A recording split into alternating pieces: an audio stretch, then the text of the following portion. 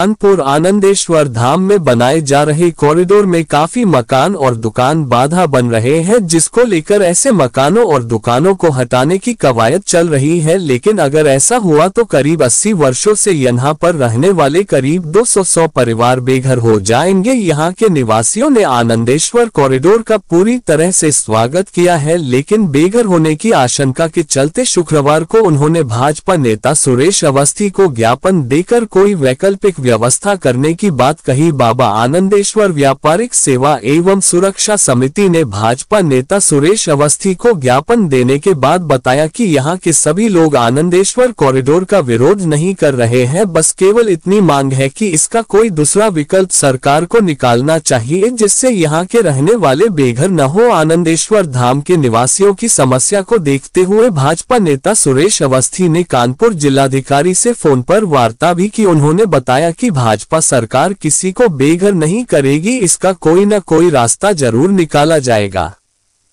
इस बात को लेकर ये व्यापारी आक्रोशित हैं, क्या चाहते हैं? देखिए, हमारी सरकार की प्राथमिकता है कि मंदिरों का जीर्णोद्धार हो, लेकिन सरकार की ये भी प्राथमिकता है कि किसी गरीब को उजाड़ा ना जाए।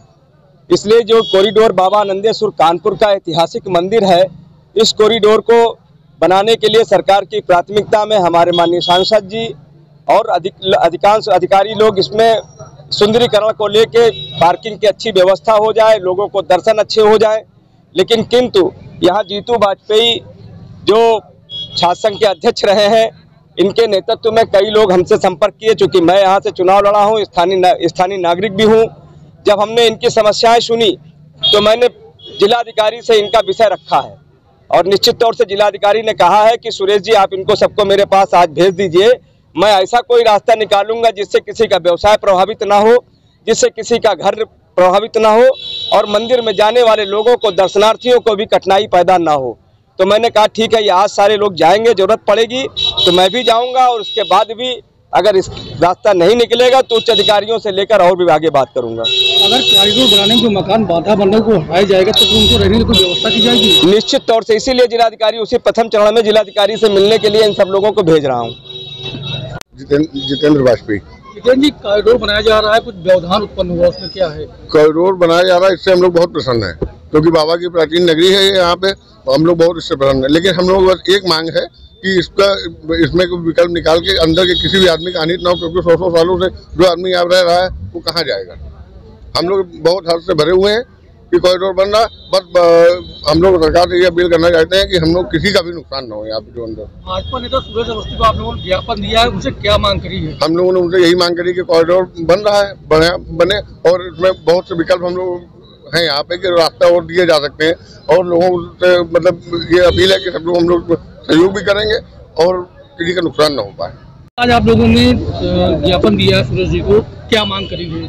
आज हम लोगों ने अपने जो क्षेत्रीय निवासी और अपनी एक समिति है, समिति के माध्यम से जो यहाँ पे लोग दुकानदार हैं और जो क्षेत्रीय निवासी हैं, जो बाबा का जो ये कॉरिडोर का जो निर्माण हो रहा है, बाबा का जो कॉरिडोर का निर्माण हो रहा है, उसके लिए हम लोग बहुत ही मतलब हर्ष से भरे हुए हैं कि यहाँ पर इसका जीर्णोद्धार करा के सुंदरीकरण कराया जा रहा है, उसका हम लोग स्वागत करते हैं। लेकिन हम लोग पिछले 70-80 सालों से हम लोग की पीढ़ी दर पीढ़ी कई लोग यहाँ रह चुके हैं, हम लोग 4वीं-5वीं पीढ़ी हम लोग यहाँ निवास कर रहे हैं। हम लोग का जीवन यापन करने का सब लोगों का एक ही यही रास्ता है कि मंदिर के माध्यम से कई लोगों के परिवार चलते हैं।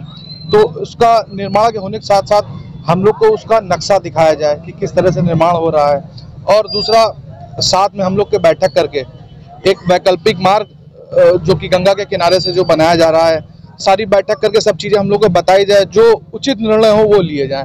इसके लिए सरकार से निवेदन किया हम लोगों ने, और हम लोग के जो क्षेत्र के निवासी सुरेश अवस्थी जी, उनसे भी हम लोगों ने कहा है, तो प्रदेश कार्य समिति भाजपा के सदस्य भी हैं, उनसे भी निवेदन किया गया है।